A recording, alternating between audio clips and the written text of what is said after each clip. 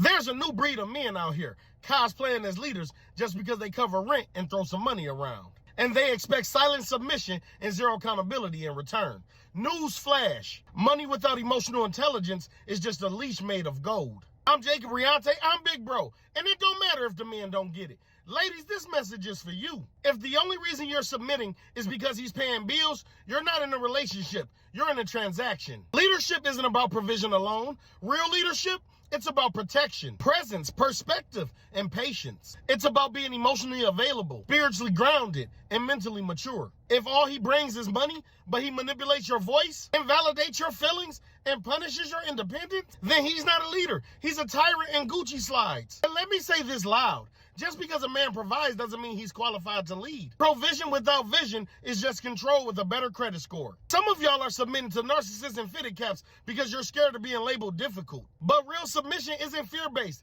it's respect-based. You're not hard to lead. He's just not qualified to lead you. Let's go deeper. A lot of women weren't raised to trust male leadership. Not because they're broken, but because they've seen what fake leadership looks like. A manipulative father, an emotionally absent ex, a pastor who preached patriarchy but practiced hypocrisy. And now the moment a man says, follow my lead, your whole nervous system flinches. Not because you're bitter, but because your body remembers betrayal. So let me say this clear. If he demands obedience but won't answer your questions, he's not a leader, he's a dictator. If he calls you disrespectful for asking where the relationship is going, he's not leading, he's stalling. If his version of leadership silences your intuition, he's not your man, he's your master.